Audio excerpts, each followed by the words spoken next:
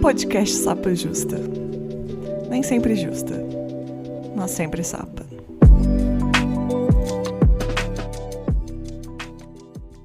Oi, gente, tudo bom? Meu nome é Letícia, eu sou a host desse podcast, que não sou sempre justa, mas sou sempre sapa. Meus pronomes são ela e dela, eu sou uma mulher cis, branca, lésbica, de Belo Horizonte. Esse episódio é mais um dos episódios solos que eu faço raramente, mas eu resolvi fazer ele porque tô cansada. Eu tô tão cansada que eu já não tô conseguindo nem me organizar direito.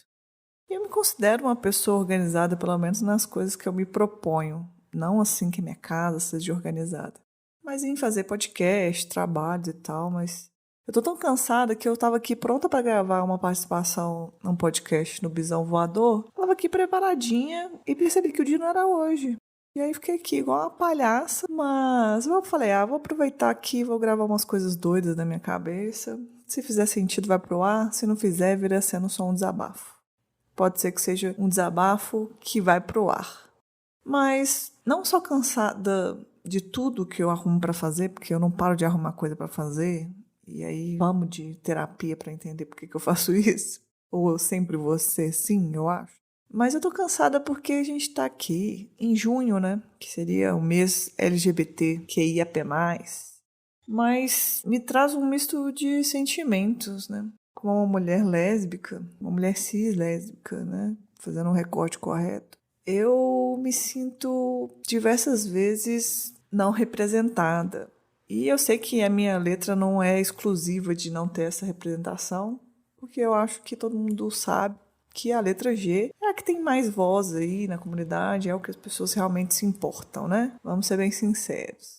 Mas o que eu posso falar é sobre a minha vivência, né? Eu sempre gosto de comentar aqui no podcast que eu não tô cagando regra, nem ditando como as coisas devem ser. Eu sou uma pessoa que fala sobre a minha perspectiva e tento, e faço isso também com o podcast, dar voz para outras pessoas. Mas como é um episódio solo, vou falar da minha perspectiva. E o que me cansa?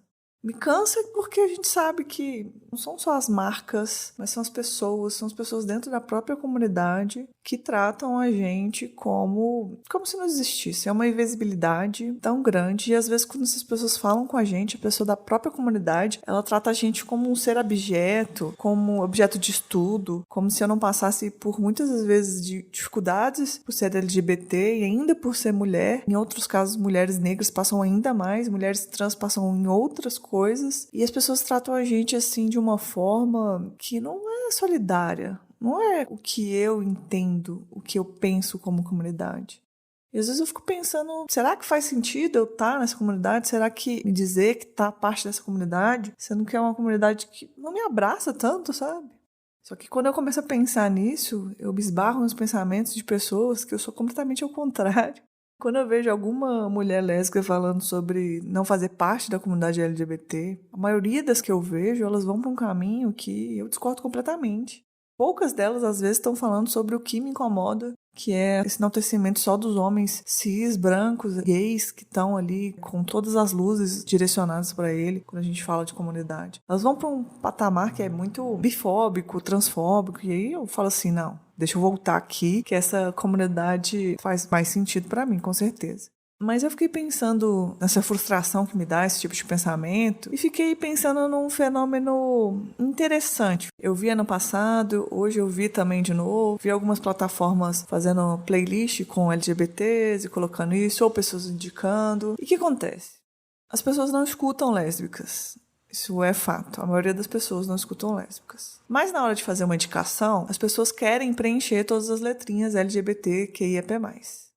Aí, volta e meia, eu vejo um povo indicando um podcast que é radfem, que é bifóbico, que é transfóbico, que eu sou completamente contra e eu acho criminoso o que essas pessoas fazem.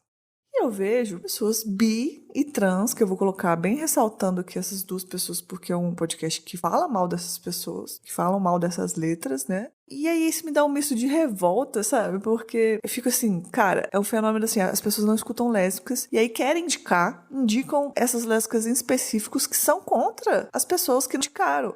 Mas isso aí vira um paradoxo, porque se elas se dassem um trabalho de escutar lésbicas, elas escutariam lésbicas que estão tentando fazer um trabalho interessante, lésbicas que são a favor de todas as pessoas, né, que não são preconceituosas, que não são criminosas, e indicariam com mais exatidão e com vontade. Você vai indicar uma coisa que você não ouviu só para cumprir todas as letras da comunidade? Quanto isso te agrega, sabe? Porque eu escuto e consumo bastante coisas de mulheres lésbicas, até porque são coisas escassas, mas eu procuro escutar as outras letras, principalmente de coisas que não são da minha vivência, que eu acho que isso que agrega a gente como ser humano. Aí eu fico assim, cara, se eu me junto com a comunidade LGBTQIAP+, eu simplesmente não existo, e se eu quero me juntar só com um rolê de lésbica, volta e meia eu me encontro com um monte de doida Rádio Fame. E é o que eu já falei aqui em outros podcasts. Eu sempre volto para o não lugar. Agora, se for para estar no não lugar e esse vai ter que ser meu não lugar, eu vou sempre não estar. Sempre vou estar desconfortável em todos os ambientes que estiver. O senso de comunidade, nesse sentido, vai cada vez menos fazendo sentido mesmo na minha cabeça. Porque se for pra estar numa comunidade que não enxerga lésbica, que não escutam lésbicas, será que eu tô fazendo o quê? Tô ocupando um papel? Tô sendo usada de totem pras pessoas? E aí, quando eu tento me juntar com lésbicas, como que eu posso dividir experiências que temos parecidas com pessoas que não respeitam a existência de outras pessoas diferentes dela? Aí você vai escutar isso e vai pensar, você tem alguma solução.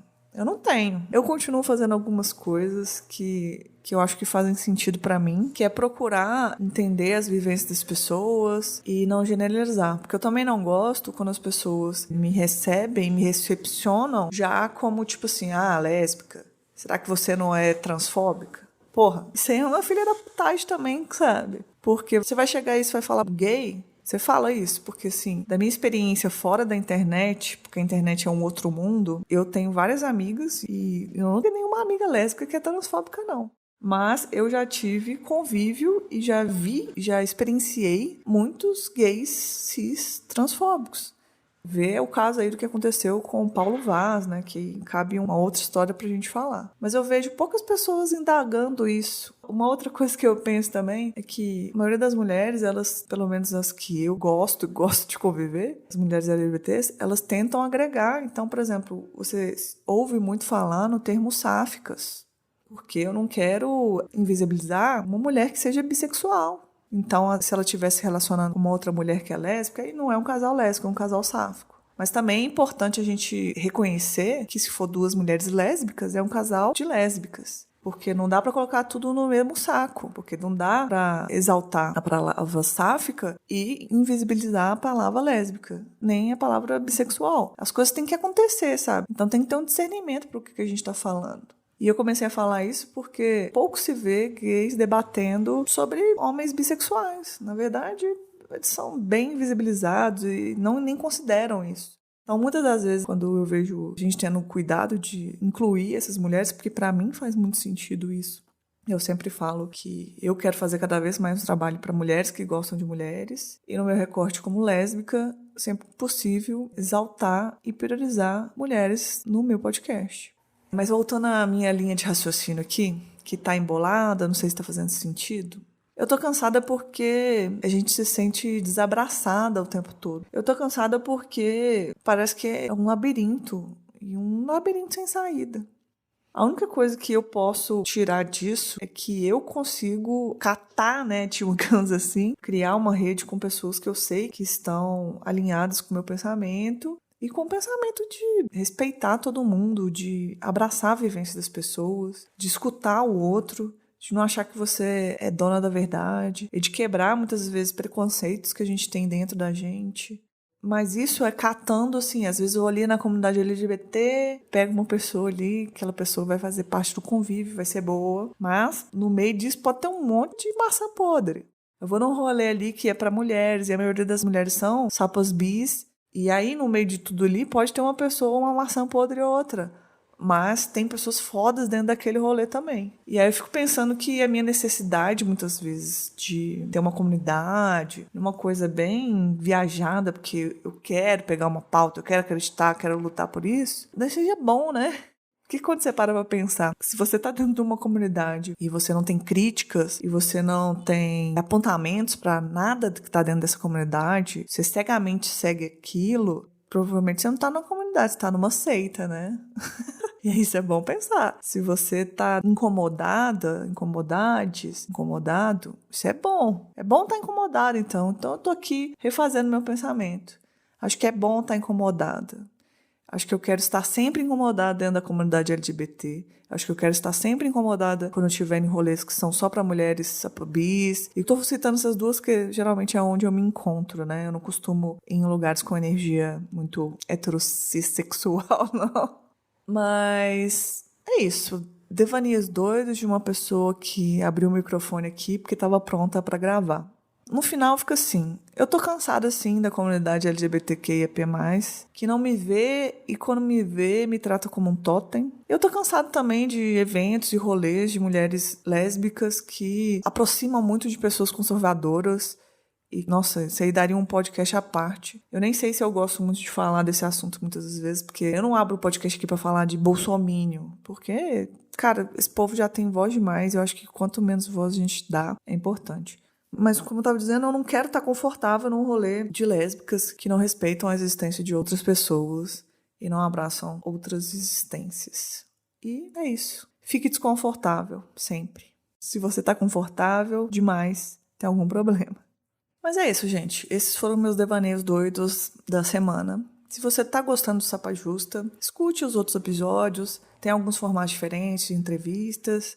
Tem esse solo aqui também. Vá no seu aplicativo que você escuta podcast favorito, assina ou siga o Sapa Justa. Se você estiver ouvindo pelo Spotify, além de seguir, você pode deixar 5 estrelinhas, que isso me ajuda bastante. Todas essas coisas que eu tô pedindo ajudam a mostrar o podcast para mais pessoas.